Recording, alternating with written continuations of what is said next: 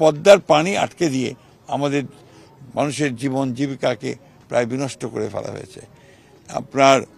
আমরা সেই জন্যই আজকে যে আন্দোলন আজকে এখানে আমাদের হারুন সাহেবের নেতৃত্বে শুরু হয়েছে, পদ্মা বাঁচাও আন্দোলন, সেই আন্দোলনেরই আমরা একটা অংশ হিসেবে আমরা আজকে এখানে এসেছি। আমরা এটাতে করে মানুষের মধ্যে জাগরণ সৃষ্টি করতে চাই।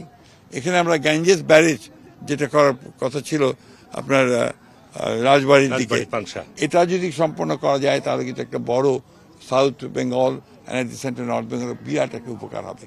এই কথাগুলোই আমরা মূলত জনগণের সামনে বলতে চাই, জনগণকে আমরা আপনার অ্যাওয়্যার করতে চাই, সচেতন করে তুলতে চাই, এই আন্দোলনটা সারা বিশ্বে ছড়িয়ে দিতে চাই। কারণ এখন যে ক্লাইমেট চেঞ্জের যে ব্যাপারগুলো এসেছে আপনার, যার ফলে যে প্রকৃতির যে পরিবর্তন হচ্ছে, এগুলোতে যদি আমরা আমাদের নদীগুলোকে বাঁচাতে না পারি, পরিবেশকে যদি রক্ষা করতে না পারি, তাহলে কিন্তু এই দেশকে টিকিয়ে রাখা আপনার ইকোলজিক্যালি খুব ডিফিকাল্ট হয়ে যাবে।